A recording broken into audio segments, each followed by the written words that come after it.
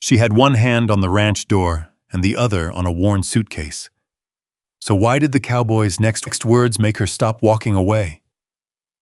"I'm leaving before I become another problem for you," Maggie whispered as the freezing Montana wind pressed against the windows. The suitcase scraped across the wooden floor, her old apron folded neatly on the table beside a cold cup of coffee. Then Cole Bennett stepped from the hallway and said something she never expected to hear, a sentence that made her question everything she thought she knew. "Stay with us to discover what happened next, and share your thoughts with us." The wind had been pushing snow against the windows of the Bennett ranch house for most of the night. By midnight, the world outside had disappeared into white darkness. The mountains beyond the valley were hidden behind clouds, the fences were buried beneath fresh snow, and the only sounds that remained were the low crackle of the wood stove and the occasional groan of the old timber walls settling against the cold. Inside the house, Margaret Turner stood beside the small bedroom table and folded the last of her belongings. She did not rush. That was the strange part. 6 months earlier, when she had first arrived at the Bennett Ranch with 2 dresses, a sewing kit, and a small purse of coins, she had imagined that leaving would feel impossible. She had imagined she would become attached to the place, to the mountains, to the quiet mornings, to the little girl who had slowly stopped looking at her like a stranger. But now, with her worn leather suitcase open on the bed, everything felt painfully simple: a few dresses, her sewing needles, a small wooden box that had belonged to her mother, a faded ribbon she had kept since Missouri. That was all. Maggie Turner had spent most of her life learning how little a person could carry when the world decided they did not belong. She closed the suitcase and pressed the leather strap through the buckle. The sound was small, final. For a moment, she stood there staring at it. The suitcase had followed her through more places than she wanted to remember. It had sat beside boarding house doors in towns where she lasted only a few months. It had rested beneath kitchen tables where she worked from sunrise until the lamps burned low. It had been packed and unpacked so many times that she knew every worn mark on the leather. She had always told herself the next place would be different. Sometimes it was, sometimes it was not. Maggie reached up and removed the white apron she had worn almost every day since arriving at the Bennett Ranch. The fabric had softened from hundreds of washes. There was a small tear near the pocket, where she had caught it on a fence post while hanging laundry. A faint coffee stain sat near the bottom from a morning when Emma Bennett had knocked over her cup while trying to help. Maggie ran her fingers over the stain. A small smile almost appeared. Almost. Then it faded. She folded the apron carefully and placed it on the kitchen table, not thrown down, not left behind carelessly, neatly, the way she had done everything since arriving. That was Maggie's habit. Even when people were unkind, she left a place cleaner than she found it. Even when people forgot her kindness, she still offered it. Even when she knew she might have to walk away, she refused to leave bitterness behind. She picked up the suitcase and carried it into the hallway. The ranch house was quiet. Too quiet. That thought stayed with her as she walked toward the front door. 6 months ago, this silence had felt lonely. Tonight, it felt like a proof that she could leave without anyone noticing. The hallway lamp burned low, casting a golden circle across the wooden floor. The walls held the marks of years, a repaired crack near the staircase, a faded photograph of Cole Bennett's parents, Emma's drawings pinned near the kitchen doorway. Maggie stopped for a moment, her eyes moved toward one drawing. A child's picture of the ranch. The mountains were too tall. The horses looked more like dogs. The house leaned slightly to one side. But there were 3 people standing in front of it: Emma, her father, and Maggie. She had not known Emma had drawn that until 2 weeks earlier, when the little girl had forgotten it on the table. Maggie had never asked about it. She knew better than to make children explain feelings they were not ready to share. That was something she had learned long before coming to Montana. people revealed themselves in their own time. She tightened her grip on the suitcase handle. Then she looked away, because that drawing was exactly why she needed to leave. She had stayed too long. That was what she kept telling herself. She had arrived as a hired cook and housekeeper. Nothing more. But somewhere along the way, she had started caring. She had started waking before dawn because Emma liked warm biscuits before school. She had started leaving extra coffee near Cole's ledger when he worked late. She had started knowing which floorboard creaked outside Emma's room and which window needed a little extra pressure before it closed. She had started acting like the ranch was home. And that was dangerous, because homes could be taken away. People could change their minds. Maggie knew that better than anyone. She had been called too large, too plain, too difficult. She had watched employers smile politely while already deciding she was not the kind of woman they wanted around.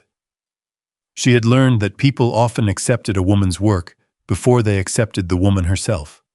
So she made herself useful. Useful women were needed. Useful women were kept around. But loved, chosen. That was something Maggie Turner had stopped expecting a long time ago. She reached the front door. Her hand rested on the brass handle. Outside waited a dark road, a freezing morning, and a wagon trail leading west. She had no exact plan, only movement. Sometimes movement was easier than staying still. She took a slow breath. Then the floor behind her creaked. Maggie froze, not because she was frightened, because she knew that sound. Cole Bennett walked quietly for a man his size, but the old house knew him.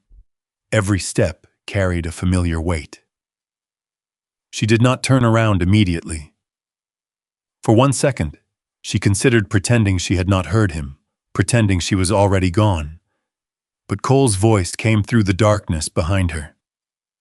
Maggie. Her fingers tightened around the door handle. She closed her eyes briefly. There was no anger in his voice. That almost made it worse. Anger would have been easier. Anger meant distance.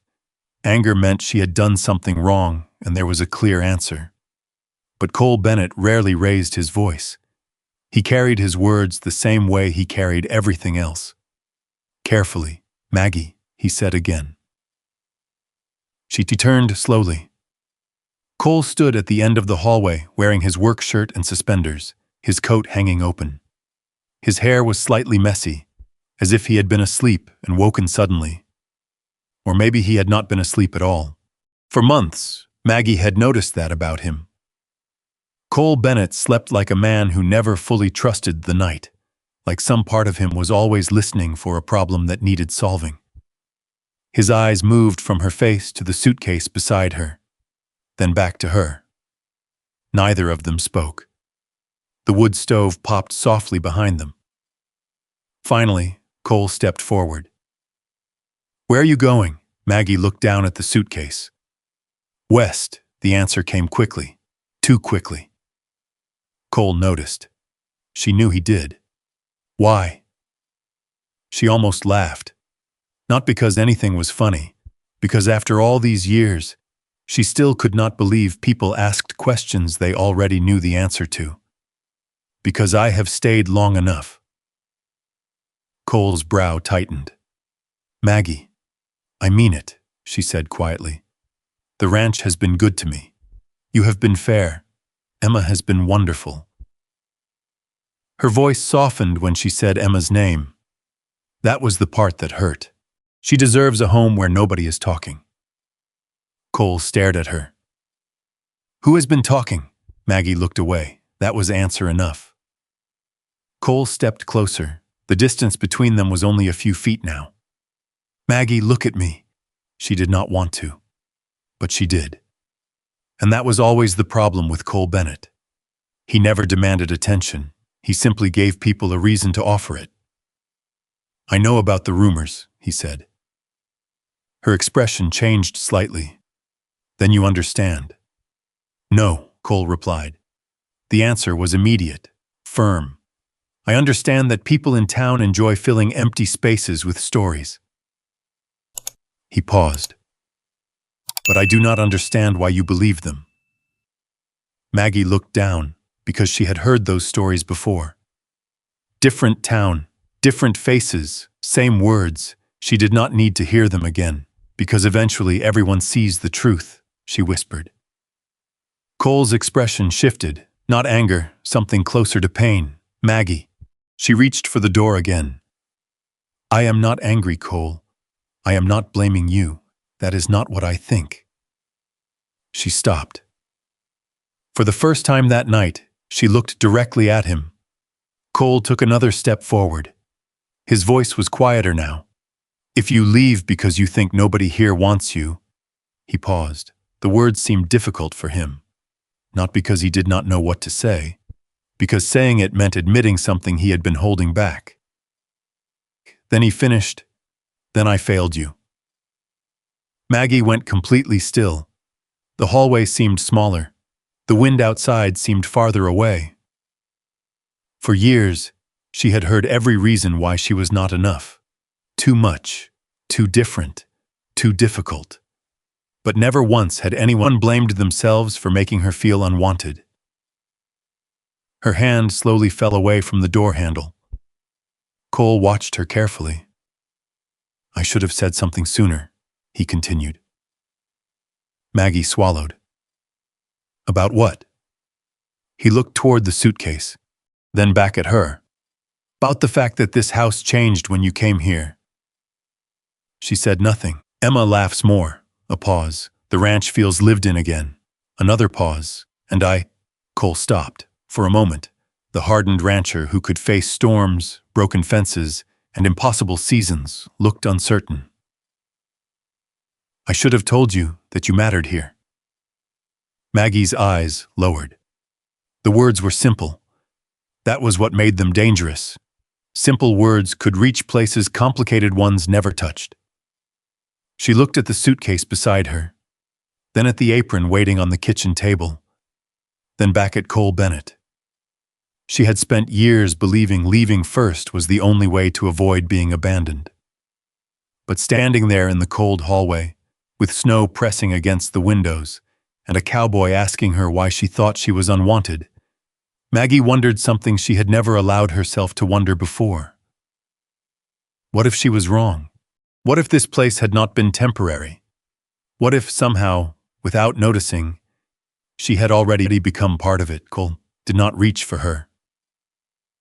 He did not tell her what choice to make. He simply stood there, waiting. And for the first time in a very long time, Maggie Turner did not know whether walking away was the thing that would protect her, or the thing that would break her heart. The suitcase remained beside the front door. That was the only thing that did not change. Maggie stood in the hallway of the Bennett ranch house with her hand resting on the worn leather handle, while Cole Bennett waited several feet away, giving her the space she needed. That was something she had noticed about him from the beginning. Cole never crowded people. He never pushed a conversation past the point where someone was ready to have it. For a man who spent his life controlling cattle, weather decisions, and 1,000 small problems that came with running a ranch, he understood something many people did not. You could not force trust. You could only earn it. 6 months earlier, Maggie Turner had not known anything about Cole Bennett, except what people in Willow Creek told her. That he was a widower, that he lived alone on a remote ranch near the Bitterroot Mountains, that he was a quiet man who did not attend town gatherings unless business required it, that his wife had passed away several years earlier, and he had been raising his daughter by himself ever since. Some people described him as distant, others called him stubborn. Had learned over the years that people often used those words for anyone who did not give them easy access. She understood that better than most, because people had always found easy words for her too. Big, unmarried. Difficult. The woman who worked too hard. The woman who spoke too honestly. The woman who should be grateful for whatever opportunity she received. She had heard enough versions of those judgments that she no longer needed anyone to say them aloud. She could see them coming. That was why, when she first arrived in Montana with a small bag and nowhere else to go, she had expected the same story to repeat. Willow Creek sat in a wide valley surrounded by mountains that seemed to touch the clouds. The town was not large: a general store, a blacksmith shop, a small church, a boarding house with 6 rooms upstairs, a diner where ranchers drank coffee before heading out for the day, a dusty road running through the middle of everything. It was the kind of place where everyone knew who arrived before the stagecoach had even finished unloading. Maggie had stepped down from that stagecoach carrying a brown leather suitcase and a sewing box wrapped in cloth. She remembered the cold wind that morning. She remembered holding her coat closed with one hand, while trying not to let the other passengers see how uncertain she felt. She had $27 and some change, 2 dresses, a pair of worn boots, and a lifetime of experience knowing exactly how quickly a person could become unwanted. Her last job in Missouri had ended 3 weeks earlier. Not because she could not cook, not because she could not sew, not because she had done anything wrong. A few women at the boarding house where she worked had decided they knew what kind of woman she was, simply by looking at her. The owner had apologized. He had even told her she was the best cook he had ever hired. But he still let her go. "People are talking," he had said. Maggie had smiled politely. She had thanked him. Then she packed her things. Because she had learned something important. When people began making a place uncomfortable enough, eventually they wanted you to leave without having to ask, so she left before they had the satisfaction. Willow Creek. She found a small room above a bakery. The wallpaper was peeling, the window stuck halfway open. The bed frame leaned slightly to one side. But it was hers. For the first time in months, she had a door she could close behind her. The next morning, she walked into Ruth Caldwell's general store looking for work. Ruth Caldwell was 61 years old and had the sharp eyes of someone who missed very little. She had once been a school teacher before moving west with her husband. After he passed, she had taken over the small store near the center of town. Maggie remembered standing near the counter, holding her gloves in both hands. "I'm looking for work," Maggie had said. Ruth looked at her. "What kind? Cooking, sewing, cleaning, whatever needs doing." Ruth glanced toward the shelves behind her, then toward Maggie again. "You know how to make bread?" "Yes." "Can you keep accounts?" "A little." "Can you handle children?" Maggie smiled faintly. "I have been handling adults for years. Children should be easier." That was the first time Ruth laughed. Not loudly, just enough. A small sound that told Maggie she had answered correctly. Ruth hired her to help organize the store, mend clothing for customers, and prepare meals for travelers who stopped by. For several weeks, Maggie thought maybe she had finally found a place where she could breathe. Then Ruth mentioned Cole Bennett. It happened one afternoon while Maggie was repairing a torn coat near the store window. "Cole needs help at the ranch," Ruth said. Maggie did not look up. Everyone needs help, not everyone asks. That made Maggie stop sewing. She looked at Ruth. The older woman folded a receipt and placed it beneath the cash drawer. "Cole Bennett has been trying to manage that ranch, his cattle, and an 8-year-old girl alone for 3 years. I am not looking to marry a rancher." Ruth raised an eyebrow. "I did not say you were." Maggie returned to her stitching. "I am also not looking to become someone's servant." "Good," Ruth replied, "because Cole Bennett is not looking for one." Maggie looked up. Ruth leaned against their counter. "He needs someone who knows how to run a household, someone who can help with Emma, someone reliable." Maggie gave a quiet laugh. Reliable women usually get rewarded with more work. Ruth studied her for a moment. "That sounds like something someone told you." Maggie did not answer. She did not need to. Ruth already knew. 2 days later, Maggie rode out to the Bennett Ranch. The road climbed gradually into the mountains, following a narrow trail between pine trees and open fields. The ranch appeared after nearly an hour. It was not impressive in the way wealthy ranches sometimes were. No large painted house, no decorative fences, no signs meant to impress visitors, just land, a barn, a modest house, cattle grazing beyond the pasture. Everything built for purpose. Cole Bennett met her outside near the barn. He was 36 years old, taller than most men she had known, with a quiet presence that made people notice him without him trying. His coat was covered with dust. His hands showed years of work. He looked like a man who had spent more time fixing things than talking about them. "Maggie Turner?" he asked. "Yes," he nodded once. "I'm Cole Bennett." "I know." That almost surprised him. Almost. Ruth had warned her that Cole was not a man who wasted words. Maggie appreciated that. They stood there for a moment. The mountain wind moved through the trees behind them. Finally, Cole spoke. "Ruth says you can cook." "I can. She says you sew." "I do. She says you are honest." Maggie looked at him carefully. "That one is harder to prove." Cole looked toward the house. "I think honesty usually shows itself." That answer stayed with her. Not because it was charming. It was not. It was simply true. He walked her inside. The house was clean, but empty. Not dirty, not neglected. Just quiet. The kind of quiet that came from someone trying to maintain a life that had changed too quickly. There were children's books on a shelf, a small pair of boots beside the door, a framed photograph on the mantel. Maggie did not stare. She knew better. Some things belonged to people before they belonged to rooms. "This is Emma's room," Cole said. He opened the door slightly. A little girl sat on the floor arranging wooden blocks. She looked up. Her eyes immediately went to Maggie. Not curious, not welcoming, careful. "This is Maggie Turner," Cole said. Emma nodded. "Are you staying?" The question was so direct that Maggie almost smiled. "I do not know yet." Emma studied her. Then she looked at her father. She answered honestly. Cole glanced at his daughter. Yes, Emma seemed to consider that. Then she returned to her blocks. That was the entire introduction. Maggie followed Cole back into the kitchen. "I should tell you something," she said. Cole waited. "I work hard. I keep my promises, but I am not coming here to be invisible." His expression changed slightly. "I do not want you invisible."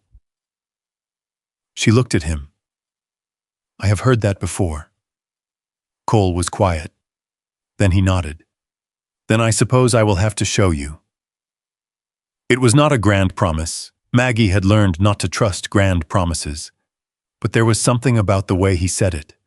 Like a man who believed actions mattered more than words. She agreed to stay. At first only for a month.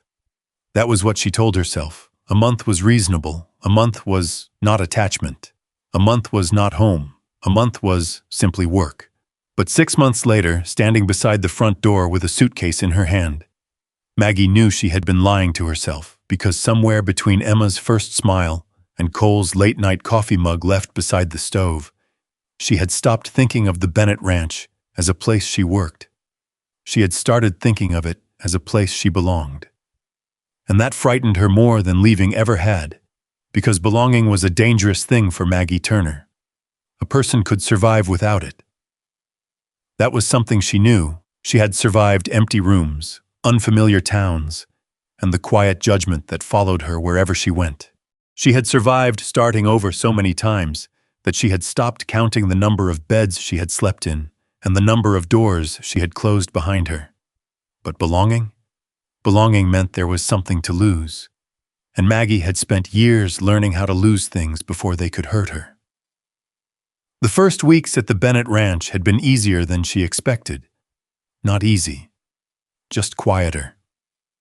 Cole Bennett was not the kind of man who hovered over her work or questioned every decision. He did not stand in the kitchen doorway telling her how things should be done. He did not treat her like someone who needed constant instructions. He simply showed her where things were: the flour barrel, the pantry shelves, the storage room near the back porch, the small garden patch behind the house where nothing had grown properly since the previous summer. Then he went back to work. Maggie appreciated that. She had spent too much of her life around people who offered help only so they could remind her, afterward, that she needed it. Cole did not do that. If a fence needed repairing, he repaired it. If a problem needed solving, he solved it. If something was broken, he fixed it. He did not announce his efforts. He did not expect praise. He simply handled what needed handling. In many ways, Maggie recognized herself in that. She had done the same thing for years, quietly, without expecting anyone to notice. The first change she made in the house was the curtains. They were not torn, not completely, but the fabric had faded, and the stitching along the edges had loosened from years of washing. Maggie removed them one morning, while Cole and Emma were outside checking the chickens. She washed the fabric, repaired the seams, and rehung them before lunch. When Cole came inside that afternoon, he stopped near the doorway. Maggie noticed. She was kneading dough at the kitchen table. "What?" she asked. Cole looked toward the windows. "Nothing," raised an eyebrow. "That usually means something." He glanced back at her. "The room looks different. It has curtains, I noticed." She waited. Cole looked around again. "It feels brighter." Maggie looked down at the bread dough. It was just fabric. Cole shook his head slightly. "No." The answer was quiet. Simple, no, it wasn't. She looked at him for a second. Neither of them spoke. Then Emma called from outside, and the moment disappeared. But Maggie remembered it. She remembered because Cole Bennett was not a man who wasted words. When he said something, she paid attention. Emma was another matter entirely. The little girl did not make things easy. Maggie expected that. An 8-year-old child who had lost her mother did not need a stranger arriving at her home and immediately trying to fill a space that could never be filled. Maggie understood grief. She understood empty chairs. She understood the strange feeling of seeing something that belonged to someone who was gone. So she did not force Emma to like her. She did not ask for hugs. She did not try to become her mother. She simply stayed. Every morning she made breakfast. Every afternoon, she asked how school went. Every evening, she placed Emma's coat near the stove so it would be warm before morning. Sometimes Emma answered. Sometimes she did not. Maggie accepted both.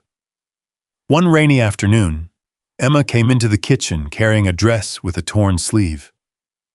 She stood near the doorway for almost a full minute before speaking. Maggie looked up from the sewing basket. "Something wrong?" Emma held out the dress. The button came loose. Maggie nodded. "Bring it here." Emma walked over slowly and placed the dress on the table. Maggie examined the tear. "Did this happen at school?" Emma shook her head. "My mother made this." The words were quiet. Maggie stopped sewing. She looked at the dress, then at Emma. "I see." Emma watched her carefully. Most adults, Maggie had noticed, rushed to fill silence when children said things that hurt.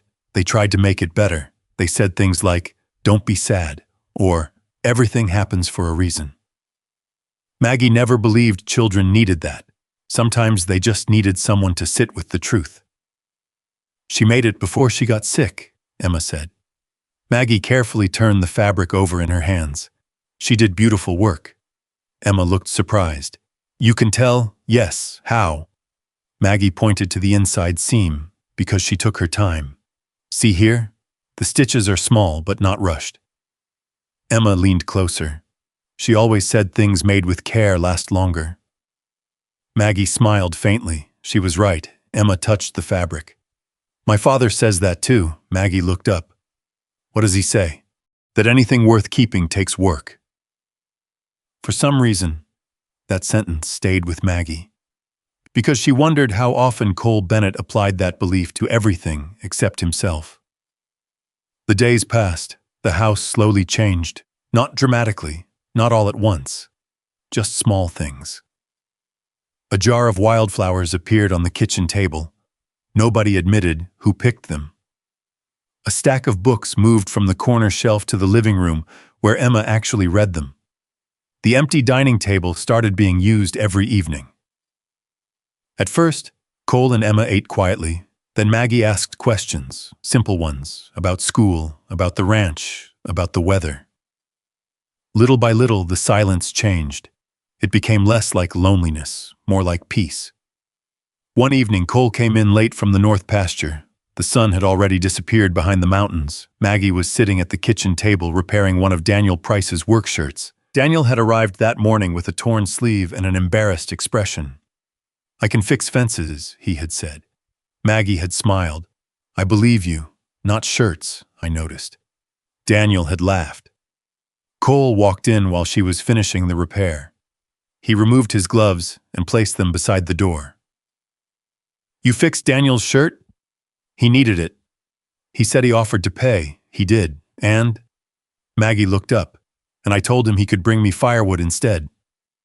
Cole nodded. "That sounds fair." She studied him. "You expected me to charge him?" "No." The answer came quickly. "I expected you to do exactly what you thought was right." Something about that answer made her pause. Most people wanted to know what she could do for them. Cole seemed more interested in understanding why she did things. It was different, and that difference unsettled her. Later that night, Maggie walked past the living room and saw Emma asleep in a chair. A book rested open in her lap. Cole sat nearby, reading ranch records under the light of an oil lamp. He looked tired. More tired than he ever admitted. Maggie quietly picked up the blanket folded over the back of the sofa and placed it over Emma. Cole looked up. Their eyes met. For a moment, neither spoke. Then Cole said softly, "Thank you." Maggie nodded. "Of course." She started to walk away. "Maggie." She stopped. "Yes." Cole looked toward Emma, then back at her. "I haven't seen her fall asleep reading in a long time." Maggie glanced at the little girl. "She likes stories." Cole's mouth tightened slightly. She used to ask her mother to read the same book every night. Maggie lowered her eyes. "I'm sorry." Cole nodded once. "Me too, that was all." No long conversation. No dramatic confession. Just two people standing in a quiet room, understanding something neither of them knew how to say. The next morning, Maggie found a new pair of work gloves sitting beside her sewing basket. They were not expensive, just good leather, the kind made for someone who worked with their hands. There was no note, no explanation. She looked across the room at Cole. He was pouring coffee. "You bought these?" He looked at the gloves. "Yes, why?" He shrugged. "Your old ones are worn through." Maggie picked them up. "You noticed?" Cole looked at her. "I noticed things." That was all he said, but Maggie stood there holding those gloves longer than she needed to, because she was beginning to understand something about Cole Bennett. He was not a man who said many things. He was a man who did them, and somehow that was becoming harder to ignore. By the time winter settled deeper over the Bitterroot Mountains, the Bennett Ranch no longer felt like the cold, empty place Maggie had first entered.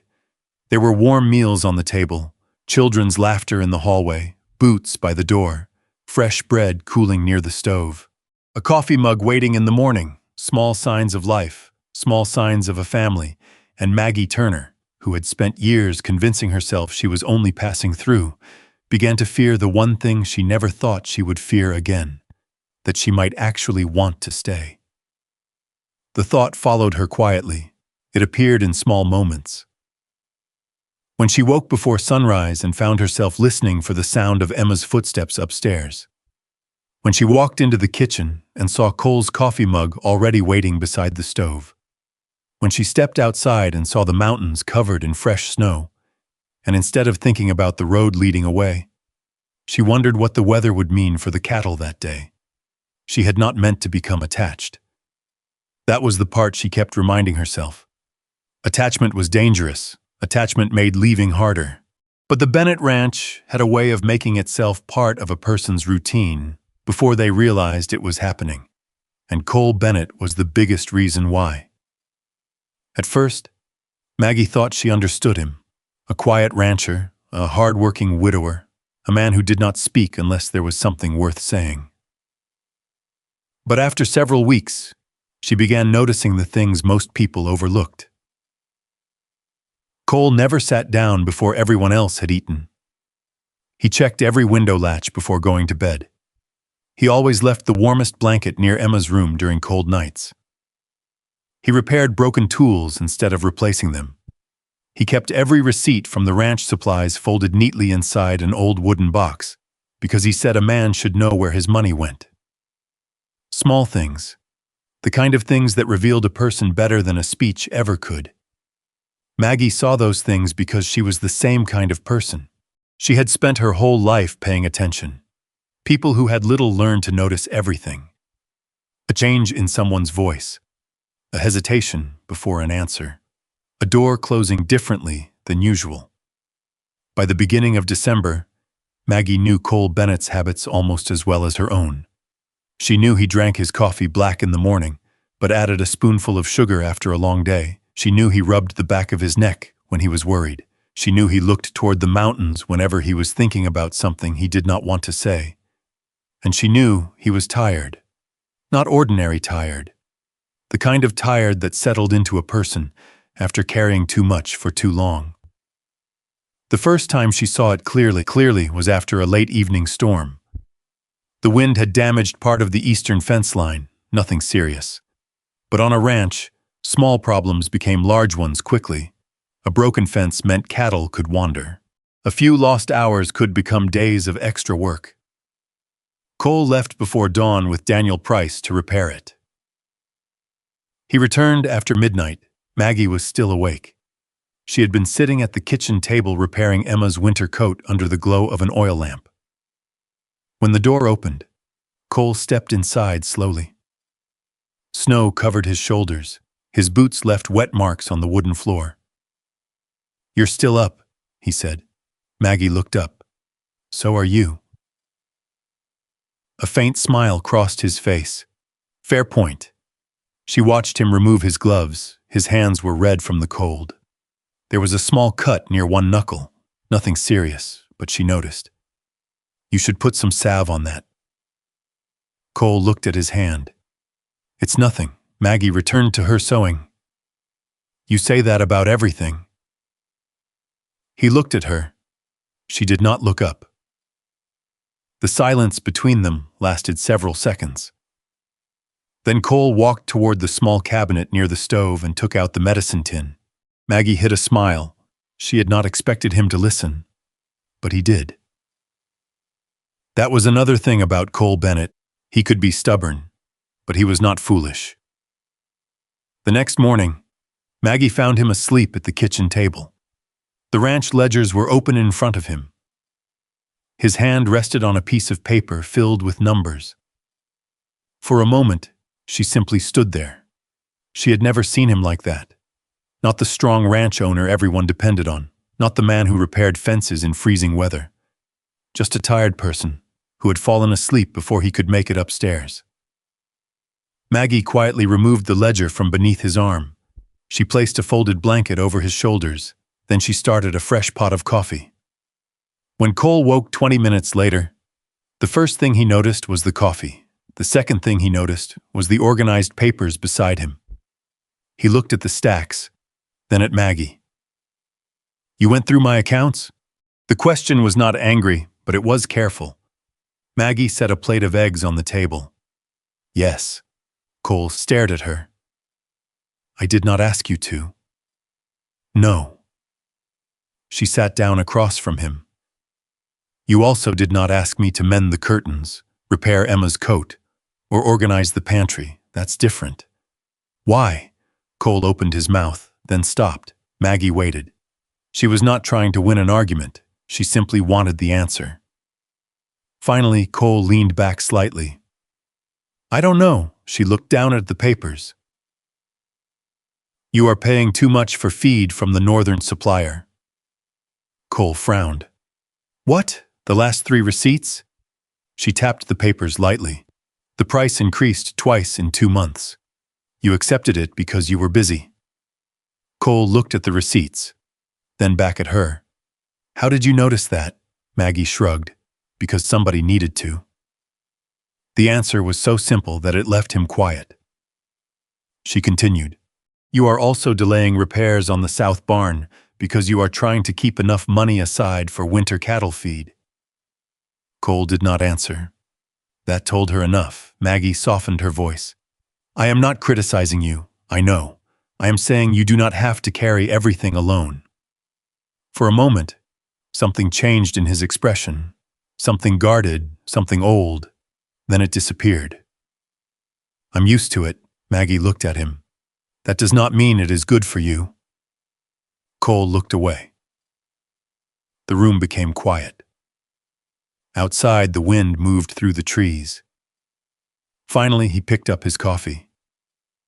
"You always talk like that? Like what? Like things are obvious?" Maggie almost smiled. Usually they are. That earned a quiet laugh from him. Small, almost surprised, but real. It was the first time she had heard him laugh, and she remembered it. Later that week, Maggie saw another side of Cole, a side nobody in town probably knew. Emma had struggled with a school assignment. She had been asked to write about something she remembered about her mother. The paper sat unfinished on the kitchen table for 3 days. Maggie never mentioned it. Neither did Cole. But she noticed the way he looked at it whenever he walked past. One evening, Maggie found him standing alone in the kitchen after Emma went to bed. The paper was still there. "You miss her," Maggie said quietly. Cole did not pretend he did not know who she meant. Yes, she was a good mother. Cole looked at the paper. She was, a pause. She was better at this than I am. Maggie looked at him. At what? Everything. The answer came quietly, raising Emma, keeping the house, knowing what to say. He looked down. I can fix a broken fence. I can handle cattle. I can survive a bad winter. His fingers rested against the edge of the table. But sometimes my daughter looks at me, and I realize I have no idea what I'm doing. Maggie did not rush to comfort him. She had learned that some pain needed room. She does not need her mother replaced, Maggie said. Cole looked at her. She needs her father. A long silence followed. Then Cole nodded, slowly. He was accepting something he had not allowed himself to believe. The next morning, Maggie found Emma sitting at the table with her writing assignment. The paper was still imperfect, the handwriting uneven, but there were words on it, a whole page. When Maggie asked what changed, Emma simply said, "Papa helped." Maggie looked toward the barn through the kitchen window. Cole was outside repairing a wagon wheel. His back was turned, but somehow she knew he would have heard that, and she wondered if he understood something she was only beginning to understand. That strength was not always about standing alone. Sometimes it was about allowing someone to stand beside you. The weeks continued. The ranch settled into a rhythm. Daniel Price noticed it before anyone else. Daniel had worked for Cole for nearly 3 years and had the unusual ability to say exactly what he thought without realizing how direct he sounded. One afternoon, while repairing a harness near the barn, he glanced toward the house. "You know, Mr. Bennett, I think that place looks different." Cole looked up from the fence post he was repairing. "Different how?" Daniel shrugged. "People live there." Cole stared at him. Daniel immediately looked back at the harness. "I mean that in a good way." "I know." Daniel smiled. "Good." The ranch hand returned to his work. But Cole stayed quiet for a while, because he knew Daniel was right. The house was different, the ranch was different, and somehow so was he. But he still had not said the thing he was thinking. Not because he did not know the words, because he was afraid of what those words would mean.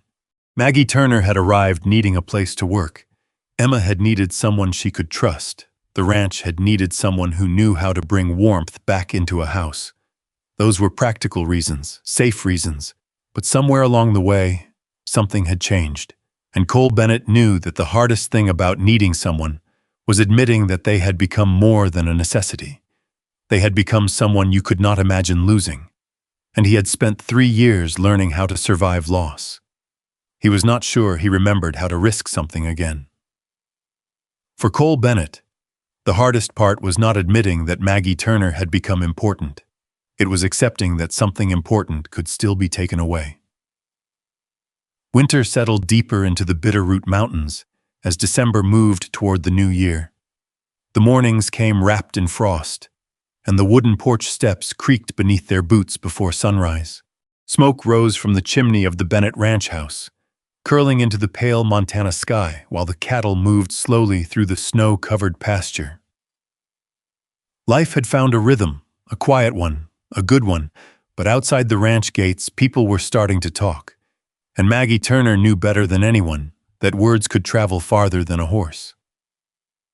The first sign came when she rode with Daniel into Willow Creek to pick up supplies. It was not a large town. A few wooden storefronts lined the main road. A blacksmith shop sat near the edge of town, its open doors glowing orange from the forge inside.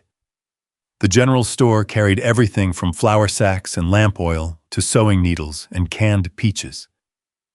A small diner near the corner served coffee strong enough to wake a tired ranch hand after a long morning. Maggie had grown comfortable there, not completely. She still noticed when people looked at her. She still felt that old instinct to make herself smaller. But Ruth Caldwell had always greeted her like she belonged.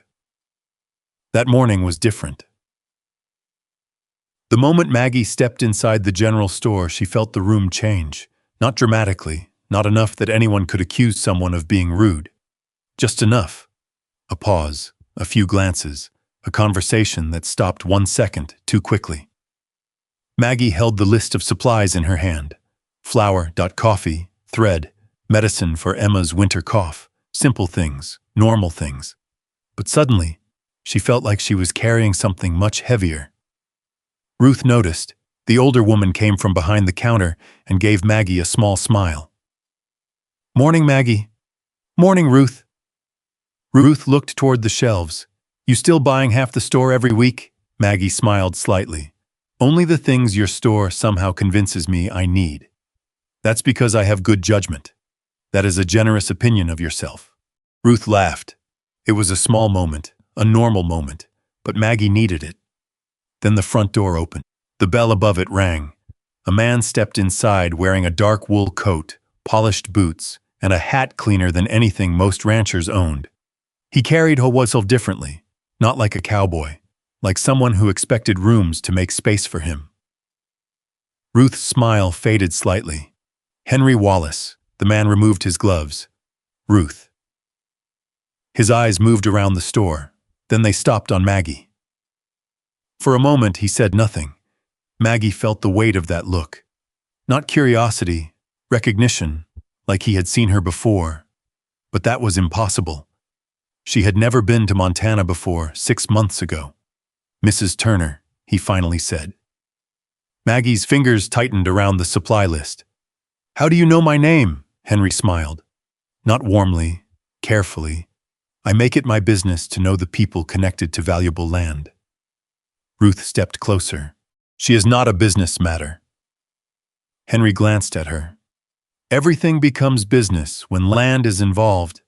Maggie studied him. "Do I know you?" "No." He put his gloves back on. "But I know of you." The words stayed with her. Before she could ask what that meant, Henry walked toward the counter and began discussing cattle prices with another customer, just like that. The conversation was over, but the feeling he left behind remained. On the ride home, Maggie barely spoke. Daniel noticed. He was not the kind of man who asked too many questions, but he was observant. "You all right?" Maggie looked ahead at the snowy road. "Yes." Daniel waited. Then he nodded. That answer usually means no. A small smile touched her face. "You sound like Ruth. Ruth is usually right. That must be difficult for everyone." Daniel laughed. But the smile disappeared when they reached the ranch, because sitting near the gate was a black carriage, a fine one, the kind that did not belong on a working ranch. Cole stepped out of the barn as Maggie and Daniel approached. His expression changed the moment he saw the visitor. Henry Wallace stood near the porch, looking over the property, not admiring it, measuring it. "Cole," Henry said. "Henry." The two men shook hands, but there was no warmth in it. Maggie climbed down from the wagon. Henry looked at her, then at Cole. "I heard you hired help from Willow Creek." Cole's jaw tightened slightly. "She is not help." The answer came quickly. Almost before he thought about it, Maggie noticed. Henry noticed too. "I see." Cole stepped closer. "What do you want?" Henry looked toward the mountains. "Your land." The wind moved across the open fields. Cattle shifted behind the fence. Cole did not respond. Henry continued. "You have one of the best grazing areas near the Bitterroots.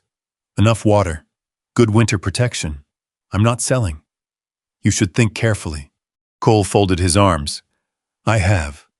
Henry smiled faintly. "That is what men say before they change their minds." Maggie stood quietly. She knew when someone was trying to create tension. She had lived through enough of it. Henry looked back at her. "And I imagine your new housekeeper has helped you make that decision." The words were soft, almost harmless, but Maggie heard what was underneath. Cole did too. "She has nothing to do with my decisions, maybe not." Henry adjusted his coat. "But people notice things." "What things?" Henry looked toward the ranch house, a widower with a young daughter, a woman arriving from another state, a sudden change in priorities. Maggie felt the familiar pressure in her chest. The same feeling from every town before, the feeling of people deciding who she was before asking. Cole's voice became colder. "Watch your words." Henry smiled. "Why? Because they are untrue?" Nobody answered. That silence said enough. Later that evening, Maggie sat alone in the kitchen. The house was quiet. Emma was upstairs reading. Cole was outside finishing the last of the evening chores. Maggie stared at the sewing needle between her fingers. She had heard these whispers before. Different town, different faces, same story. A woman like her did not get invited into people's lives without someone wondering what she wanted.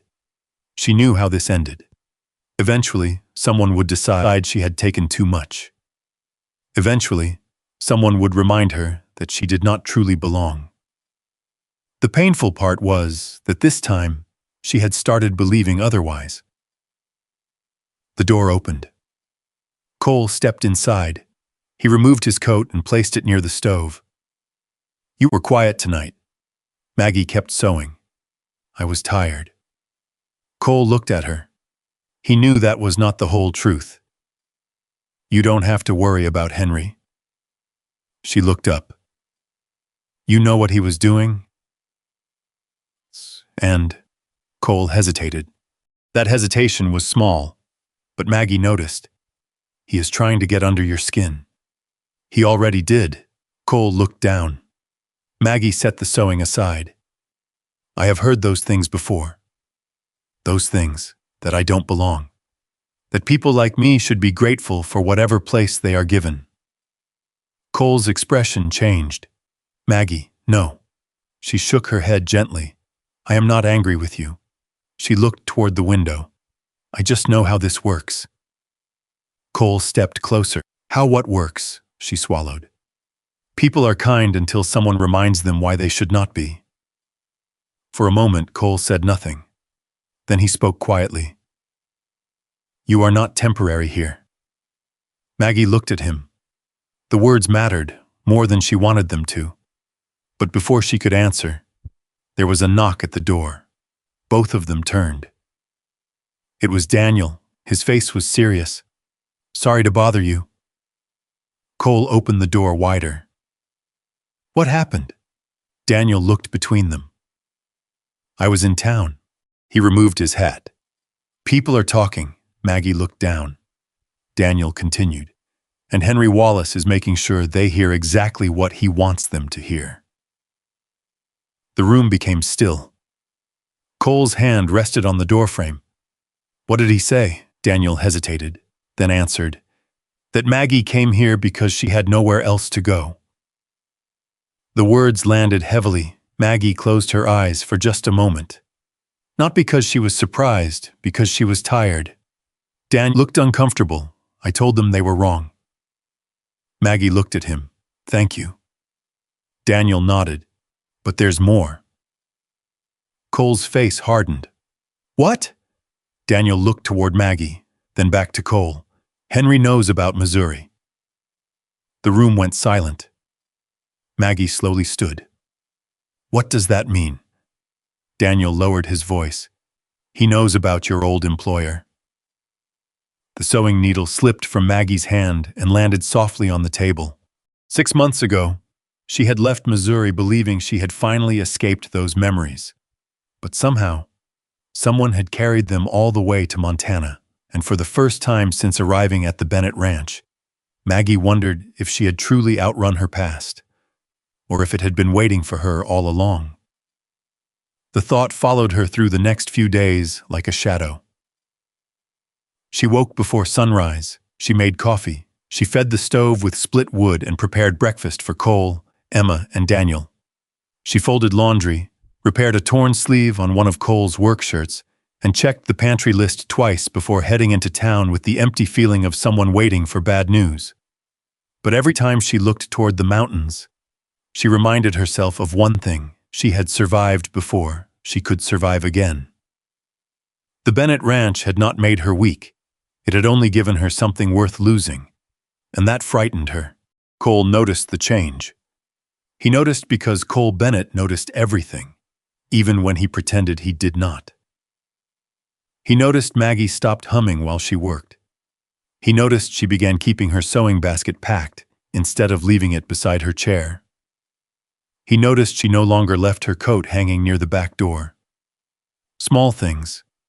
Things most people would miss, but Cole had spent years studying the quiet signs of people pulling away. He had watched his wife become sick. He had watched his daughter close herself off after losing her mother. He knew what silence looked like when it was hiding pain. One evening after supper, he found Maggie standing near the kitchen window. Snow had started falling again. Soft flakes touched the glass. "Did you sleep last night?" he asked. Maggie looked over her shoulder. "Yes." Cole waited. She sighed. "Not much." He leaned against the doorway. "You should have told me Henry knew about Missouri." She lowered her eyes. "I did not want to bring more trouble into this house." Cole's expression tightened. "You think you are trouble?" Maggie did not answer, and that answer told him enough. Before he could say anything else, a small voice came from the hallway. "Is that true?" They both turned. Emma stood there holding a book against her chest. She looked from her father to Maggie. "Is Maggie trouble?" Maggie immediately shook her head. "Emma," but the girl stepped into the room. "No." Her voice was quiet, but firm. "I want to know." Cole crouched slightly, so he was closer to his daughter. "Emma, adults sometimes say things they do not mean, but people in town said things too." The room became still. Maggie looked away. She hated that Emma had heard any of it. Children should not have to carry the weight of grown people's cruelty. Emma walked toward the table and placed her book down. "They said Maggie came here because nobody else wanted her." Maggie's hands went still. Cole looked down. "And did you believe them?" he asked. Emma looked at her father. "No." The answer came without hesitation. "Why not?" Emma looked toward Maggie. "Because she does what she says she will do." Maggie blinked. Emma continued. "She promised she would fix my blue dress before Sunday. She did. She counted on her fingers. She promised she would help me practice my reading. She did. Her voice became softer. She promised my mama's old recipe book would stay safe because it mattered to me. Emma looked at the shelf where the worn book sat. She did. Maggie swallowed. The little girl who had once refused to sit beside her at breakfast was now standing there defending her. Not because someone told her to, because she had decided for herself. Cole watched his daughter carefully. Something in his face changed. Pride, and perhaps a little regret, because Emma had seen something he had been too afraid to say. The next morning, Maggie found a folded piece of paper beside her sewing basket. She opened it. Inside were simple words written in Emma's careful handwriting. "Thank you for staying," that was all. No explanation, no decoration, just 4 words. Maggie sat at the kitchen table holding the paper for a long time. Outside, the ranch moved with its usual sounds. The barn door opening, the horses shifting, Daniel calling to the cattle. Life continuing, but inside that small piece of paper was something Maggie had not received in years, a reason to believe she mattered. Later that afternoon, Cole found Emma near the barn brushing one of the horses. "You wrote Maggie a note," Emma kept brushing. "Yes, why?" The girl looked at him. "Because she looks like she thinks she is leaving." Cole did not answer. Children had a way of saying things adults spent years avoiding. "She might," he finally said. Emma stopped brushing. "Why?" Cole looked towards a house. "Because I have not told her enough. Because I have let her believe she was only needed. Because I know what it feels like to lose someone. And I'm afraid of needing someone again." But he did not say those things. Instead, he said, "I do not know." Emma frowned. "You should tell her." Cole looked at his daughter. "You think it is that simple?" "Yes," a small smile almost appeared on his face. "You are 8 years old, and you are 36. Cole raised an eyebrow. Emma shrugged. "You should know more than me." For the first time in several days, Cole laughed. A real laugh. Short, unexpected. The sound carried through the cold air, but the peace did not last. That evening, a rider arrived from Willow Creek. It was Ruth. She came bundled in a thick coat, her cheeks red from the cold. Cole helped her down from the wagon. "What happened?" Ruth looked serious. "I needed to speak with Maggie." Inside the house, Maggie immediately knew something was wrong. Ruth removed her gloves. "Hen has been asking questions." Maggie sat straighter. "About me?" Ruth nodded. "He went to your old employer." The room became quiet. Cole looked at Maggie. She looked down at her hands. "What did he find?" Ruth hesitated. "That depends on what story he wants people to hear." Maggie's voice was barely above a whisper. "My old employer did not like me." Ruth sat beside her. "Why?" Maggie stared at the table. "Because I spoke up." Cole listened. He had heard pieces of Maggie's past. Never the whole story. "When I worked at the boarding house, the owners started charging guests for things they never received." She folded her hands. "I noticed missing receipts, supplies that disappeared, money that did not match the books." "And you told someone," Cole said. Maggie nodded. "Yes. What happened?" She gave a small, humorless smile. "I became the problem." No one spoke. The guests believed him because he owned the place. I was only the cook. Her eyes moved toward the window. The woman who made the meals was easier to blame than the man who signed the papers. Cole's jaw tightened. "And Henry knows this?" Ruth nodded. "He knows enough to twist it." Maggie closed her eyes. The same pattern, the same wound. Different place, different year. The next morning, Emma found Maggie packing. Not a suitcase, not yet. Just a small wooden box, her sewing things, the items she had brought with her. Emma stood in the doorway. "Maggie?" Maggie turned quickly. "Oh, I was just organizing." Emma looked at the box. Children often saw what adults tried to hide. Are you leaving? The question was so direct that Maggie could not pretend. She sat down. I do not know. Emma walked closer. You said you would help me with my dress. Maggie smiled sadly. I can still do that. But if you leave, you cannot. The little girl's voice cracked slightly. Maggie looked at her. Emma lowered her eyes. I already lost my mama. The words were quiet, careful. She was touching something fragile. I do not want to lose you too. Maggie's breath caught. For years, she had wondered if anyone would notice when she left. Now this child was asking her not to disappear. Emma reached into her pocket. She pulled out the note she had written. It was folded and worn already. I meant it. Maggie looked at the paper. Thank you for staying. A tear slipped down before she could stop it. She quickly turned away, but Emma saw. The girl stepped closer, and without saying anything else, she wrapped her small arms around Maggie. Maggie stayed still at first, then slowly, carefully, she hugged her back. Outside, the wind moved across the frozen fields. The mountains stood silent. But inside the Bennett house, something that had been broken for a long time began to mend. And somewhere beyond the ranch, Henry Wallace was preparing his next move because he had learned something important. Maggie Turner was not the kind of woman who broke easily, so if he wanted her gone, he would have to make Cole believe she was the reason his world was falling apart. Henry Wallace understood something about people.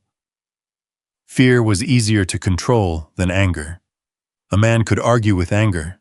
A man could defend himself against an insult. But fear was different. Fear slipped into quiet moments. It appeared when the house was dark, when the fire burned low, when a person started wondering if every choice they had made was a mistake. And Henry knew exactly where to place that fear. For the next week, Willow Creek seemed colder than the Montana winter. The wind had always been sharp around the valley, but now Maggie felt every whisper that followed her. When she entered the general store, conversations softened. When she walked past the diner, people looked away too quickly. She did not need anyone to explain. She had lived this before, but this time was different, because she was not alone anymore, and that made the pain harder. Before, she had only been protecting herself. Now she worried about protecting the people who had given her a place beside them. One morning, Maggie stood in the kitchen preparing breakfast while Emma sat at the table reading aloud from a small school book. The girl stumbled over a difficult word. She stopped. Maggie smiled. Try it again. Emma looked frustrated. I already tried. Then try once more. Emma sighed. You always say that, because it works. Emma looked at the page again. Slowly, she sounded out the word. This time, she got it right. A small smile appeared on her face. I did it. You did. Maggie placed a plate of biscuits on the table. Emma looked at her carefully. Are you still leaving? The question caught Maggie off guard. She looked down at the dough on her hands. I do not know, Emma frowned. That is not an answer. Maggie almost laughed. The girl had started sounding more like her father every day. I am trying to figure things out. Emma nodded. Then she returned to her book. But Maggie noticed the girl kept glancing toward the door, waiting, hoping. That was the hardest part, knowing someone cared whether she stayed. Later that morning, Cole found Maggie repairing one of the curtains in the front room. The sunlight came through the window in thin golden lines. You fixed that yesterday, he said. Maggie looked up. It came loose again. Cole glanced at the curtain. It lasted 6 months before you touched it. She smiled faintly. Then I suppose I improved it. A quiet moment passed, the kind that had become common between them. Not uncomfortable, just full. Cole watched her hands move with the needle. Maggie. She stopped. Yes? He wanted to say many things. He wanted to tell her that Henry's words did not matter, that her past did not define her, that he had never once looked at her and seen a problem. But Cole Bennett had spent years carrying every difficult thing alone. Words did not come easily. Instead, he said, "You do not have to face this by yourself." Maggie looked at him. For a moment, she almost believed him completely. Then a sound came from outside. Horse hooves, several of them. Both turned toward the window. 3 riders approached the ranch house. At the front was Henry Wallace. Behind him were 2 men Maggie did not recognize. Cole stepped outside. Maggie followed. The cold air touched her face. Henry removed his gloves. Cole. Cole stopped at the bottom of the porch steps. Henry, the 2 men looked at each other. No greeting, no politeness, just 2 people measuring the distance between them. Henry looked toward Maggie. "I came because I think we need to settle something." Cole's voice was calm. "You have made your position clear, have I?"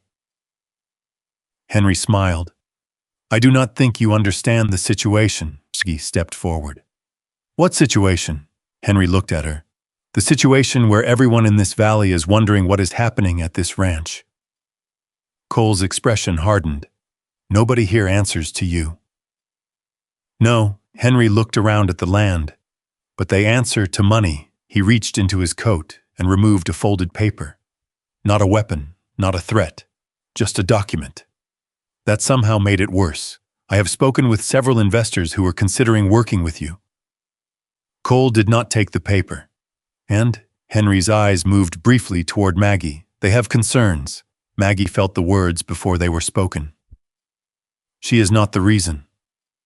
Cole's voice was immediate. Henry smiled. "Interesting." "What is? You defended her before I even mentioned her."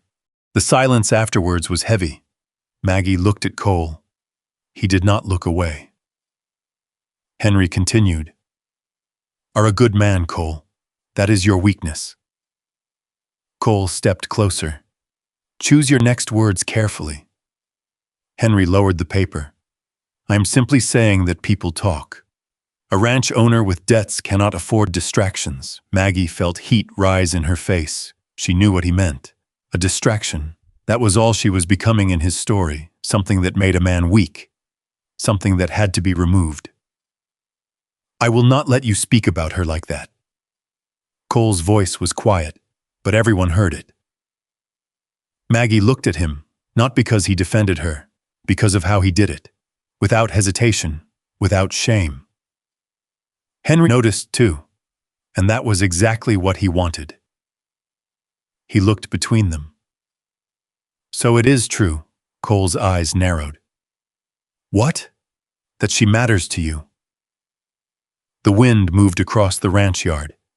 Daniel stood near the barn, watching carefully. Emma watched from the doorway. Maggie felt every second stretch. Then Henry said something she did not expect. "You should ask her why she left Missouri." Maggie went still. Cole turned toward her, not suspicious, concerned. But even that tiny movement hurt. Because she had spent years fearing this exact moment, the moment someone's opinion of her changed after hearing her past. Henry saw it. He stepped closer. "She did not tell you everything, did she?" Cole looked back at him. "That is enough." "No." Henry shook his head. "You deserve to know who you brought into your home." Maggie's voice was quiet. "Stop." Henry looked at her. For the first time, his confident expression cracked slightly. "You still think you can hide behind kindness?" Maggie stood straighter. "I am not hiding." "Then tell him." Nobody spoke. Maggie looked at Cole. She could have explained. She could have defended herself. She could have told the entire story right there. But before she could, Emma stepped out onto the porch. "Why are you being mean to her?" The question came from a child, but it stopped every adult there. Henry looked surprised. Emma continued. "She helps people." Henry looked at the girl. This is grown-up business. Emma shook her head. No, she held onto the porch railing. It is about Maggie. Cole's face softened slightly. Maggie looked at Emma. The little girl who had once hidden from her was now standing in front of her, protecting her. Henry looked away first. I see. He put his gloves back on. This is exactly what I was talking about. Cole stepped forward. Leave. Henry looked at him. You are making a mistake. Cole did not move. Maybe a pause, but it will be my mistake. Henry stared at him. Then he turned toward his horse. Before riding away, he looked back at Maggie. I hope you are worth what this costs him. The words were meant to hurt, and they did. But Maggie did not answer. She simply watched him leave. The riders disappeared beyond the gate. The ranch became quiet again. Too quiet. Daniel walked back toward the barn. Emma went inside, leaving only Maggie and Cole standing in the cold. Finally, Maggie spoke. You should not have done that. Cole looked at her. Done what? Chosen me. The word surprised him. Maggie. No. She shook her head. You have a ranch, a daughter, a future. She looked toward the road where Henry had disappeared. And I have brought trouble. Cole stepped closer. You believe that? She did not answer. And that was answer enough. Cole looked at the snow-covered ground. When he spoke again, his voice was softer. I spent 3 years after my wife died believing needing someone was dangerous. Maggie looked at him. I thought if I carried everything myself, nobody could leave me. The words were quiet, almost painful to hear, but maybe I was wrong. For a moment, neither of them moved. Then Cole turned toward the house. We will handle Henry. Maggie watched him walk away. She wanted to believe him. She truly did. But that night, after everyone was asleep, she sat alone at the kitchen table. The lamp burned low. Her old sewing box sat in front of her. Inside was everything she had carried from Missouri. A few threads, a small pair of scissors, a faded photograph, and the memories she had tried to bury. She opened the box slowly because deep down she already knew. The past Henry Wallace knew about was not finished with her yet. Maggie Turner sat at the kitchen table long after the lamp had burned low. The rest of the ranch was quiet. Emma was asleep upstairs. Daniel had returned to his small cabin near the barn. Cole had gone through his usual evening routine, checking the horses, securing the doors, and making sure the firewood was stacked before the temperature dropped again. Everything looked the same, but Maggie knew better. Sometimes a house could look peaceful while someone inside it was preparing to leave. Her sewing box remained open in front of her. She had not touched the needle or thread for nearly an hour. Instead, she stared at the small items she had carried across hundreds of miles, a pair of scissors with worn wooden handles, a spool of blue thread her mother had once bought from a traveling merchant, a faded piece of fabric from the dress Maggie wore when she left Missouri. She had carried those things because they were proof. Proof that she had existed somewhere before Montana. Proof that she had built a life once, even if that life had ended badly. The hardest part was not remembering the pain. The hardest part was remembering how quickly people believed the worst about her. She had spent years learning one lesson: leave before they ask you to. Leave before they decide you are a burden. Leave before someone gives you a reason to feel unwanted. And now, for the first time, she had something worth staying for. That was what made leaving so difficult. The chair behind her moved softly. Maggie turned. Cole stood near the doorway. She had not heard him enter. You should be asleep, he said. She closed the sewing box. So should you. Cole glanced at the table. You opened it. Maggie looked down. Yes, why? She hesitated. Then she answered honestly, because I needed to remember who I was before all this. Cole stepped into the room. All this? She looked toward the window. The ranch. Emma. You. The words surprised him, not because she included him, because of how carefully she said it, like she was afraid even admitting she cared could be dangerous. Maggie. She looked at him. I cannot let Henry destroy what you built. Cole frowned. He will not. You do not know that. I know you. That stopped her. The room became still. Cole walked closer. You think I only see what you do here? Maggie looked away. You should not. Why? Because eventually you will see everything else. Cole's expression softened. I already know there is more. She looked back at him. I know you were hurt. The words were simple, but they carried something different. Not judgment, not curiosity, understanding. She swallowed. You do not know the whole story, then tell me. For a moment she almost did, but fear was an old habit, a familiar coat she had worn for years. It does not matter. Cole shook his head. It matters if it is hurting you. She looked down. I worked at a boarding house in Missouri. I know. The owner was respected. People trusted him. Cole waited. Maggie folded her hands together. He started changing the numbers in the account books. The receipts? She nodded. He would write down supplies that never arrived.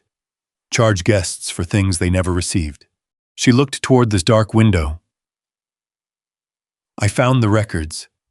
And you told someone. Yes. Her voice became quieter. And then everyone asked why a woman like me thought she knew better. Cole's face hardened. They blamed you. Maggie gave a small nod. The owner said I was confused, that I was angry because I wanted more attention. Cole looked away for a moment. The unfairness of it seemed to settle over him. You were telling the truth. I was. Then why leave? Maggie took a breath. Because nobody wanted the truth. The answer sat between them. Heavy, honest. I left before they could throw me out. Cole looked at her. And in that moment, he understood something. Maggie had not come to Montana because she wanted a new beginning. She had come because she needed somewhere the old ending could not follow her. But it had. Henry had found it. And now she believed she had brought it here. I'm sorry, Cole said. Maggie looked up. For what? For not knowing. She shook her head. You could not know. No. His voice was quiet. But I should have asked. The answer surprised her. Most people would have defended themselves. Cole did not. He simply accepted that he could have done better. Before she could respond, footsteps sounded above them. Emma appeared on the stairs. Her hair was messy from sleep. What are you doing awake? Maggie quickly wiped her face. Nothing. Emma looked between them. Children always noticed what adults tried to hide. You are leaving. It was not a question. Maggie froze. Cole looked at Emma. Go back to bed. No. Emma walked down the stairs. Maggie always tells me the truth. The little girl stood beside the table, so I want the truth. Maggie looked at her. I am only trying to make sure your father and this ranch are safe. Emma frowned. You think you make it unsafe? Maggie did not answer. Emma looked at Cole. Do you think that? Cole immediately shook his head. No. Emma turned back to Maggie. Then why do you? That question hurt more than any rumor, because it came from someone who had no reason to lie. Maggie looked down. I do not want people you love to lose something because of me. Emma reached across the table and took Maggie's hand. You are something I love. Maggie's eyes filled. The words were so simple, so easy for a child to say, yet Maggie had spent her whole life waiting for someone to say them. Emma squeezed her hand. You fixed my dress. A small smile appeared. You taught me how to read better. Another squeeze. You make my father laugh. Cole looked away, just briefly, but Maggie saw. Emma continued. You belong here. No speech, no grand promise, just a child telling the truth as she saw it. Later that night, Maggie returned to her room, but she did not sleep. She packed, slowly, carefully, not because she wanted to go, because she believed she had to. She folded her dresses, placed her sewing box inside the suitcase, wrapped Emma's old repaired blue dress in a piece of cloth before setting it gently on the bed. A reminder, a reason, a goodbye. The next morning, the ranch woke beneath a gray winter sky. Cole noticed the suitcase immediately. It sat beside the front door, the same place Maggie had once placed her small travel bag when she first arrived. His chest tightened. Maggie. She turned. I am going to leave before things become worse. Cole stared at her. No. The answer came so quickly that she almost stepped back. You do not understand. I understand enough. You have investors. You have Emma. You have a ranch that needs you, and you think leaving fixes everything? Yes. Cole shook his head. No. His voice was not angry, it was tired, like a man finally reaching the end of something he had been holding inside. Maggie, you keep thinking the only way to protect people is to disappear. She looked away. Maybe because it works. No. He stepped closer. It only means you are the one who gets hurt. The words stayed with her because they were true, but fear was still louder. I cannot watch this place fall apart because of me. Cole looked at the suitcase, then at her, and something in him changed. For months, he had been careful with his words, careful with his feelings, careful not to ask for more than Maggie was willing to give. But now he understood. Silence could hurt people too. Maggie. She looked at him, his voice lowered. If you leave because you think nobody here wants you. He paused. The whole house seemed to hold its breath. Then I failed you. Maggie froze. Not because the sentence was dramatic. Because it was not. There was no demand. No attempt to stop her. Just a man admitting that he had allowed someone he cared about to believe the opposite of the truth.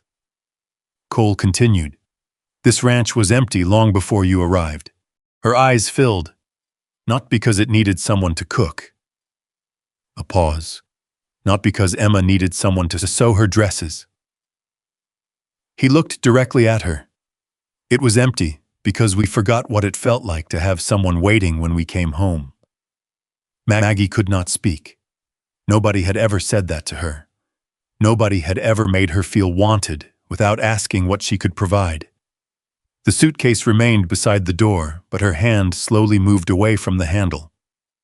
Outside, snow began falling again, soft, quiet, covering the tracks of everyone who had ever told her she was too much, too difficult, too unwanted. Cole did not ask her to stay. He simply stood there and told her the truth. And for the first time in years, Maggie wondered if maybe leaving was not the only way to survive. The suitcase remained beside the door, but it stayed closed. For the first time since arriving at the Bennett Ranch, Maggie did not pack because she was running. She packed because she needed to understand what staying meant. That difference mattered. The days after Cole's words were quiet. Not empty. Quiet. There was a difference. The house no longer felt like a place where everyone was waiting for something bad to happen. Emma returned to leaving her books on the kitchen table. Daniel returned to complaining about the cold weather every morning while drinking coffee near the barn. Cole returned to his regular routines, but something had shifted between him and Maggie. Not something loud, not something anyone in town would notice. It was in the small moments. The way Cole would set aside the warmer mug when he made coffee because he knew Maggie liked hers hotter. The way Maggie would leave an extra plate covered near the stove when Cole worked late. The way they sometimes looked at each other across a room and quickly looked away. Neither of them rushed it. Both had learned that some things were too important to force, But winter had not finished with Montana. A week after Maggie decided not to leave, the sky changed. The mountains disappeared behind thick gray clouds. The wind came down from the peaks harder than usual, shaking the wooden shutters and sending loose snow across the open fields. Daniel stood outside the barn, watching the clouds gather. "This one looks bad." Cole joined him. "How long?" Daniel looked toward the mountains. "Hard to say. That means," Daniel adjusted his hat, "that means I would not want to be caught outside when it starts." Cole looked toward the house. Emma was inside with Maggie. Safe, warm, but the cattle were spread across the upper pasture. They needed to be brought closer before the storm arrived. "I'll take care of it." Daniel nodded. "I'll come with you." Maggie stepped out onto the porch before they reached the horses. "You're going now?" Cole looked up. "We need to move the cattle." She glanced at the dark sky. "Before the storm?" He nodded. Maggie looked like she wanted to argue. But she knew the ranch. She knew there were things that had to be done. Be careful. 2 simple words. But Cole stopped, because she had said them like someone who truly wanted him back. "I will." His eyes stayed on hers for a second longer than usual. Then he mounted his horse. By sunset, the storm arrived. The first gust hit the ranch like a wall. Snow covered the fences. The road toward Willow Creek disappeared beneath white drifts. The horses stamped nervously in the barn. Inside the house, Maggie added another log to the fire while Emma watched the windows. "Will they be back soon?" Maggie looked outside. "They will." Emma nodded, but she kept watching. Hours passed. The wind grew louder. The old house creaked under the force of the storm. Maggie tried to stay calm. She checked the lanterns, checked the stove, checked the blankets, anything to keep her hands busy. Near midnight, the sound of horses finally came through the storm. Emma ran to the door. "Maggie," they hurried outside. Cole and Daniel appeared through the snow, covered in frost, tired, but safe. Maggie felt relief before she could stop it. Cole noticed. He smiled faintly. "I told you I would come back." She looked at him. "I know." But the way she said it told him she had been afraid anyway. Inside, they changed into dry clothes and gathered near the fire. The storm trapped them. No roads, no visitors, no distractions, only the people inside the house. For the first time in weeks, Henry Wallace's name was not mentioned. No rumors, no accusations, no outside voices, just the sound of the fire and the wind beyond the walls. The next morning, Maggie found Cole sitting alone at the kitchen table. A cup of coffee sat untouched beside him. "You are thinking too loudly." He looked up. A small smile appeared. "Is that something you can hear?" She poured herself coffee. "You have the same look Emma gets when she is trying to solve a problem." Cole looked toward the window. "I was thinking about my wife." Maggie became quiet. He rarely spoke about her, not because he was hiding her, because the memories were precious. "She would have liked you." Maggie looked down. "You do not have to say that. I know." He rested his hands around the coffee mug.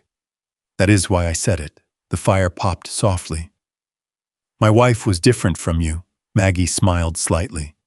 "I would hope so." Cole looked at her. She was gentle, patient, a pause. She made this house feel alive. Maggie listened. And after she was gone, I thought keeping everything exactly the same would somehow keep her close. His eyes moved around the room, but all I did was make everyone here live in the past. Maggie understood, because she had done something similar, not with a person, with pain. "I know what it feels like," she said. Cole looked at her. "To hold on to something, because it is the only proof you had something good." She looked toward the window. "When people hurt you enough times, you start keeping hurt, because at least it belongs to you." Cole did not answer. He did not need to. He understood. The storm lasted 3 days. 3 days where the world outside disappeared. 3 days of repairing tools by the fire. 3 days of Emma reading aloud while Maggie corrected her gently. 3 days of Cole and Maggie working side by side without the pressure of pretending they were strangers. On the 4th morning, the snow finally stopped. The silence afterward was almost strange. The mountains stood bright beneath the winter sun. The roads would open soon, life would return, and with it, all the things they had been able to avoid. Maggie stood outside the barn helping Daniel organize supplies. A wagon appeared in the distance, traveling west. Passing through before the roads became difficult again. Daniel noticed the direction of Maggie's eyes. "You thinking about leaving?" She looked at him. "I do not know." Daniel nodded, that answer again. She smiled slightly. "I suppose I use it often, because you mean it." He leaned against the fence. "You know, Maggie, I have worked for Cole a long time." She waited. "I have seen him lose things." His voice became quieter. "But I have never seen him fight to keep something." Maggie looked toward the house. "He did not ask me to stay." Daniel shook his head. "That sounds like Cole." "What does that mean?" "It means he would rather lose someone than make them feel trapped." The words stayed with her.